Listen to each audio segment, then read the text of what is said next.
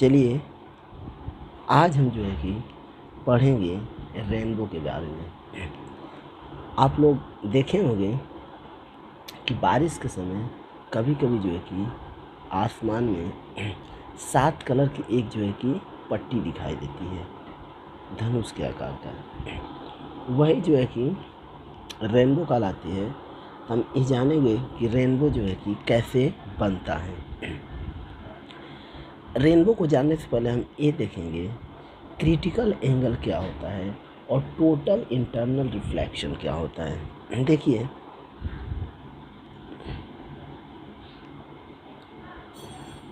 जैसे मान लीजिए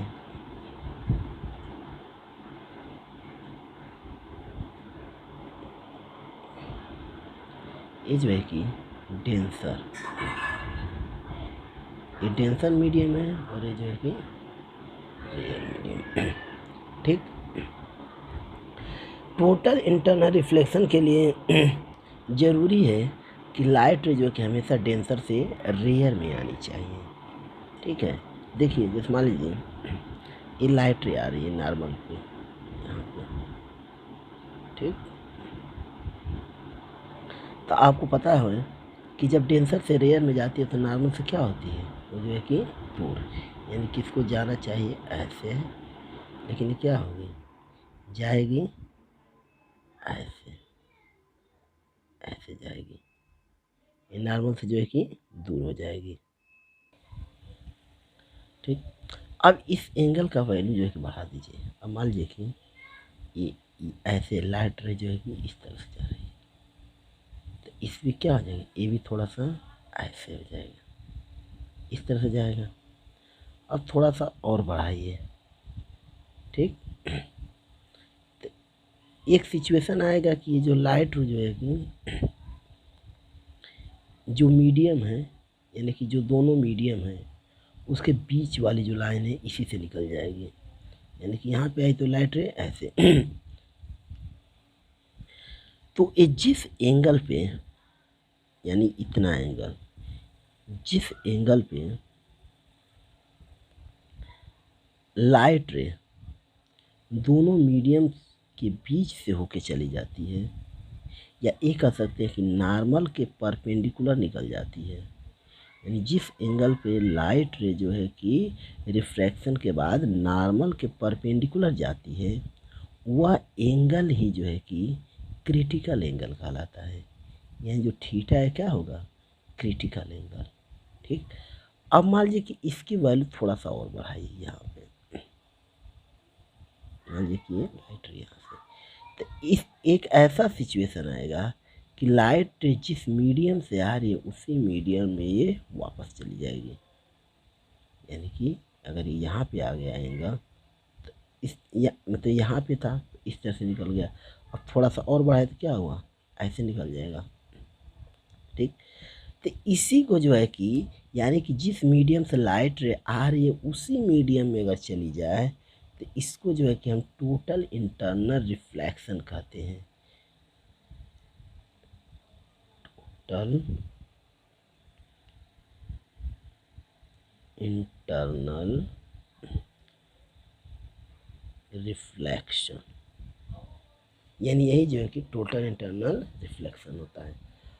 अब चलिए देखेंगे रेनबो कैसे बनता है। देखिए, बारिश के समय क्या होता है कि बारिश की कुछ बूंदें बारिश बंद होने के बाद भी जो है कि आसमान में, यानी कि हमारी एटमॉस्फेयर में जो है कि रुकी रह जाती हैं।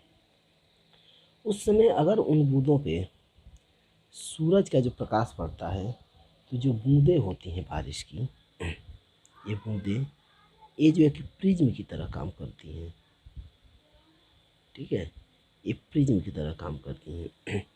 और वही जो है कि प्रिज्म की तरह जब काम करती हैं तो वही 7 कलर्स जो होता है आसमान में हमको बनता हुआ दिखाई देता है। देखिए कैसे बनता है। जैसे मान लीजिए कि एक कोई मान लीजिए कि बारिश की बूंदें हमारे एटमॉस्फेयर में जो है कि ये लटकी हुई है। यहाँ पे सन है। ठीक, तो यहाँ से जो है कि वाइट लाइट इस पे जाएगी ऐसे, इस बूंद पे। इसके बाद मान लीजिए कि ये है सेंटर। तो ये रेयर मीडियम है और ये डेंसर मीडियम, यानी कि ये एयर है, रेयर है, ये जो कि वाटर है, तो क्या हो जाएगा डेंसर। यहाँ पे आप एक नॉर्मल खींच लीजिए,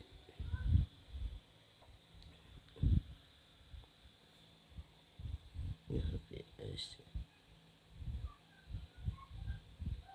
ये जो कि मान लीजिए कि नॉर्मल है, ठीक। तो जब रेयर से डेंसर में जाती है तो क्या होता है, नॉर्मल की ओर झुकती है। ये वाले रेड वाला आप लोगों को पता है कि इसकी जो है कि वेव लेंथ ज़्यादा होती है, ये वाला थोड़ा सा कम झुकेगा, ठीक। लेकिन जो वायलेट वाला होता है वो जो है कि ज़्यादा ऐसे झुकेगा। इसको मान लीजिए कि ये जो है कि ऐसे ऐसे जो है कि इसको जाना चाहिए, लेकिन ये क्या हुआ, ये रेड वाला है और ये जो है कि वायलेट वाला है, ठीक। इसका वेवलेंथ ज़्यादा होता है तो एक कम जो है कि कम एंगल पे झुकेगा, और इसका वेवलेंथ कम होता है तो ये ज़्यादा एंगल पे झुकेगा। अब देखिए यहाँ पे जो है कि होता है टोटल इंटरनल रिफ्लेक्शन, यानी इस पॉइंट पे टोटल इंटरनल रिफ्लेक्शन होता है। तो ये वाला जो है कि यहाँ पे आ जाता है टोटल इंटरनल रिफ्लेक्शन का बात, कि वाटर से ही रिफ्लेक्ट होके वाटर में आ रहा है, इसी को जो है कि टोटल इंटरनल रिफ्लेक्शन, यानी दोनों मीडियम एक ही है। और ये वाला जो है कि आ जाएगा ऐसे, ठीक है। इसके बाद जो है कि यहाँ पे फिर रिफ्लेक्शन होता है, यहाँ पे रिफ्लेक्शन होता है, ये लाइट ऐसे, और ये जो है कि ऐसे, और यहाँ पे हम होते हैं, यहाँ से अगर मान लीजिए कि हम देखते हैं, ठीक, तो यहाँ से देखते हैं तो ये रेड कलर, ये वायलेट कलर, यानी कि रेड कलर हमको ऊपर दिखता है, वायलेट कलर नीचे दिखता है। अब जो है कि जो रेनबो होता है इस तरह से दिखता है, इस तरह से। इसका रीज़न होता है क्या, कि जो हम लोग की हमारी अर्थ जो है कि जानते हैं आप लोग की गोल है, इस अर्थ के गोल होने के ही कारण जो है कि हमको इस तरह से जो है कि रेनबो दिखता है। तो इस तरह से जो है कि रेनबो बनता है। अब देखिए इसमें जो है कि कुछ एग्जांपल्स दिया है और रिफ्रैक्शन का, एटमॉस्फेरिक रिफ्रैक्शन। इसमें पहला दिया ट्विंकलिंग ऑफ स्टार, यानी कि आसमान में जो तारे हैं वो जो है कि ट्विंकल करते हुए नज़र आते हैं। उसका रीज़न क्या होता है, देखिए जो ये स्टार्स होते हैं, ठीक, तो अर्थ से स्टार की दूरी जो है बहुत ज़्यादा होती है, और इसके बीच में जो है कि एटमॉस्फेयर की जो है कि कई लेयर होती है, बहुत सारी लेयरें होती हैं, ठीक है। और ये जो है कि लेयर हमेशा जो है कि इसकी जो लाइट की, इसके मतलब कि जो लाइट इससे आती है, इस लेयर की वजह से हमेशा इसकी इंटेंसिटी जो होती है, तीव्रता हमेशा क्या होती है, चेंज होती रहती है। तो जब चेंज होती रहती है, कभी जो है कि ये इसकी लाइट ज़्यादा दिखाई देती है, फिर अगले ही क्षण क्या होता है, इसकी लाइट जो है कि कम दिखाई देने लगती है। तो यानी कि रिफ्रैक्शन के ही कारण जो है कि ये स्टार जो है कि ट्विंकल करते हुए नज़र आते हैं।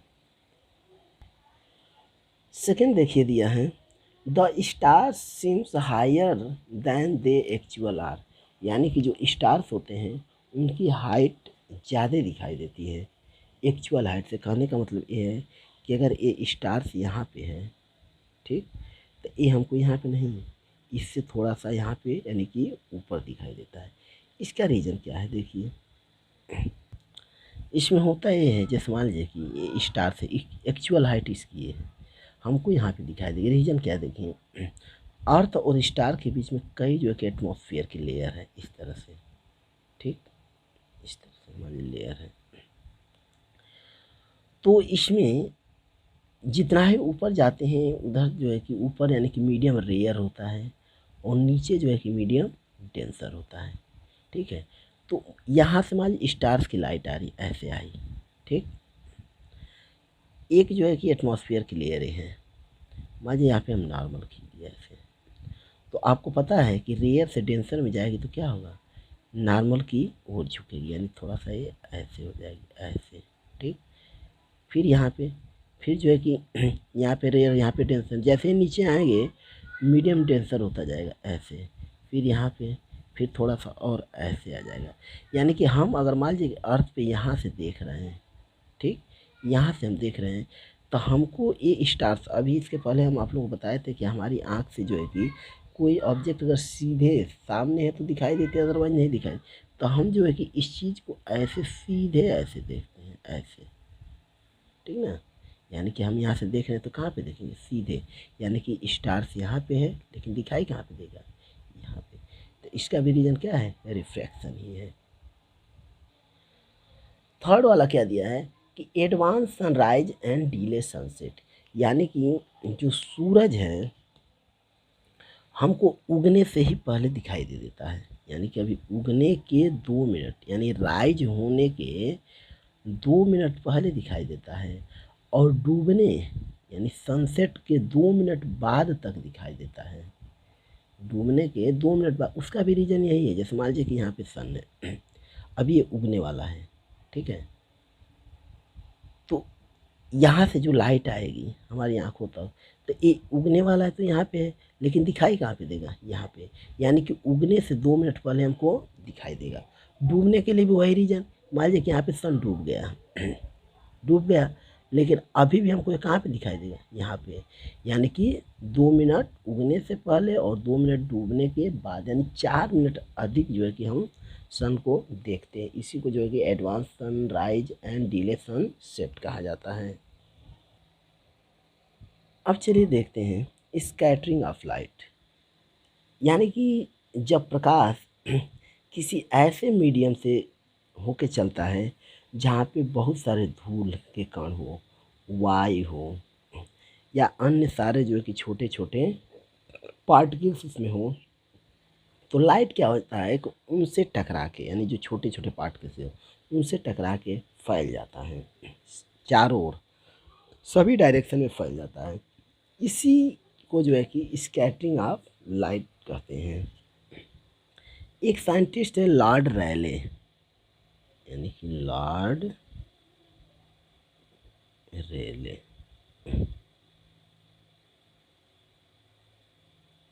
रेले एक साइंटिस्ट है, इन्होंने इस पे फार्मूला दिया था कि जो स्कैटरिंग होता है, स्कैटरिंग ये डायरेक्टली इनवर्सली प्रोपोर्शनल होता है 1/λ का पावर 4, जहाँ पे ये जो क्या है वेवलेंथ है। ठीक। यानी कहने का मतलब क्या है कि जिसका वेवलेंथ जितना ही कम रहेगा वो उतना ही ज़्यादा फैलेगा, जिसका वेवलेंथ ज़्यादा होगा वो जो है कि कम फैलेगा। स्कैटर मतलब फैलना होता है, लाइट का फैलना। यानी कहने को तो जो रेड कलर है उसका जो है कि वेवलेंथ सबसे ज़्यादा होता है, तो रेड कलर जो है कि बहुत कम जो है कि स्कैटर होता है, फैलता है। वायलेट कलर जिसकी वेवलेंथ सबसे कम होती है वो जो है कि सबसे ज़्यादा फैलता है। अब देखिए स्कैटरिंग ऑफ लाइट पे जो है कि कुछ एटमॉस्फेरिक फिनोमेना जो है कि आधारित हैं। जैसे इसमें पहला दिया है टिंडल इफेक्ट। टिंडल इफेक्ट क्या होता है कि जब लाइट रे किसी, जैसे मान लीजिए कि कोई लिक्विड का बना सॉल्यूशन है, उससे अगर लाइट रे होके गुजरता है तो जो सॉल्यूशन है उसमें कुछ पार्टिकल जो है कि होते हैं, उससे टकरा करके लाइट रे क्या होता है फैल जाता है। और इसी चीज़ को जो है कि टिंडल इफेक्ट कहते हैं। यानी कि टिंडल नाम का साइंटिस्ट था जो कि सबसे पहले इस पे एक्सपेरिमेंट किया था, उसी के नाम पे जो कि इसको टिंडल इफेक्ट कहा जाता है। टिंडल इफेक्ट और कहाँ होता है, जैसे देखते हैं कि अगर कमरे में कोई अगर होल है तो उससे होके अगर लाइट रे आती है तो उसमें क्या होता है, उसके लाइट रे आते जो हम लोग के रूम में छोटे छोटे पार्ट के उसमें जो है कि इधर उधर नाचते हुए नज़र आते हैं, उस लाइट में साफ दिखाई देता है। वो उसका एग्जाम्पल है। या घने जंगलों से जो है कि बहुत ज़्यादा और हल्का सा जो है कि अगर कहीं से अगर होल मिल जाए तो उसमें लाइट रे जो है कि आती है। ये भी जो है कि टिंडल इफेक्ट का ही एग्जाम्पल है। अब देखिए दूसरा दिया, why the sky is blue, यानी कि आसमान जो है कि ब्लू क्यों दिखाई देता है। उसका रीज़न क्या है कि जब सूरज से होकर प्रकाश की किरणें चलती हैं, ठीक, तो हम लोग के एटमॉस्फेयर में बहुत सारे धूल के कण धुएं के कण जो है कि प्रेजेंट होते हैं। तो जब लाइट आती है तो इससे टकराती है, ठीक। तो जो वायलेट कलर होता है, अभी आप लोगों को बताए हैं कि जिसका वेवलेंथ कम वो ज़्यादा स्कैटर हो। तो वायलेट कलर का वेवलेंथ कम होता है, वो क्या होता है, फैलता है बहुत ज़्यादा। और वायलेट कलर के फैलने के ही कारण जो है कि आसमान का जो रंग नीला दिखाई देता है। और देखिए दिया है, why the sun appears red at sunrise and sunset, यानी कह रहा है कि जब सूरज उगता है, ठीक, यहाँ पे राइज होता है, यहाँ पे सेट होता है, ठीक, तो इस समय हमको ये रेड कलर का क्यों दिखाई देता है। देखिए इसका रीज़न क्या होता है कि जिस समय सूरज उगता है, ठीक है, और जिस समय डूबता है, उस समय ये हम लोगों से ये जो डिस्टेंस होती है बहुत ज़्यादा होती है, यानी कि ये डिस्टेंस जो है कि मैक्सिमम होती है, ठीक। तो मैक्सिमम होने के कारण रेड कलर की जो लाइट होती है, जिसकी वेवलेंथ सबसे ज़्यादा होती है, रेड कलर की ही लाइट जो है हम लोगों की आँखों तक आ पाती है, बाकी लाइट जो है कि फैल जाती हैं, मतलब कि उनकी वेवलेंथ कम होने के कारण वो हमारी आँखों तक नहीं पहुंच पाती है। तो रेड कलर की लाइट हम लोग की आँखों तक आती है, इसी वजह से जब सूरज उगता है और जब डूबता है उस समय हमको जो है कि रेड दिखाई देता है। अभी अगर दोपहर का समय है तो उस समय जो कि ये डिस्टेंस हम लोग से क्या होती है, कम हो जाती है, तो सारी लाइट जो है हम लोग की आंखों तक आती हैं, इसीलिए जो कि उस समय हमको वाइट दिखाई देता है। अब देखिए दिया है स्कैटरिंग ऑफ लाइट का एक्सपेरिमेंट दिया है। देखिए एक्सपेरिमेंट में क्या दिया है, इसमें ये दिया है कि ये जो है कि एक ग्लास ले लिया, ठीक है, इसमें जो है कि वाटर वाटर पूरा भर दिया, ठीक, और यहाँ पे जो है कि एक कॉन्वेक्स लेंस लगा दिया, यहाँ से कॉन्वेक्स लेंस, ठीक, और यहाँ पे मान लीजिए कि उसका फोकस, इस कॉन्वेक्स लेंस का फोकस मान लीजिए यहाँ पे है, यहाँ से जो कि लाइट, कोई सोर्स ऑफ लाइट है, उससे जो कि लाइट रे ऐसे जा रही है, ठीक है। तो आप लोग को पता है कि जब फोकस पे ऑब्जेक्ट है तो रे जो है कि कैसे जाएगी, पैरेलल होकर जाएगी, ऐसे पैरेलल लाइट जाएगी ऐसे, ठीक, ऐसे जाएगी। यहाँ पर भी जो है कि कोई कार्डबोर्ड लगा दीजिए थोड़ा सा इस तरह से, ठीक है, और यहाँ पर एक कॉन्वेक्स लेंस यहाँ पे लगा दीजिए, ठीक, और यहाँ पे कोई स्क्रीन लगा दीजिए, यहाँ पे स्क्रीन, ये जो है कि मान लीजिए स्क्रीन, और स्क्रीन कहाँ है, इसके फोकस पर ही स्क्रीन लगाया गया है, यानी कि यहाँ पे मान लीजिए कि फोकस है उसी पे स्क्रीन लगाया गया है। तो देखिए तो यहाँ से जो कि लाइट रे ऐसे पैरेलल जाएगी, ठीक, ऐसे, तो पैरेलल लाइट रे आती है तो कहाँ पे मीट करती है, फोकस पे ही मीट करेगी, यानी यहाँ पे फोकस पे मीट करेगी। तो इसमें देखिए यहाँ से जो कि लाइट रे चली और ये वाटर से होके जा रही है, तो इसमें देखेंगे आप लोग कि जो वाटर का जो कलर है वो पूरा जो है कि ब्लू हो जाएगा। रीज़न, ब्लू कलर की लाइट जो है कि स्कैटर जाते होंगे, तो एक कलर जो है कि ब्लू हो गया।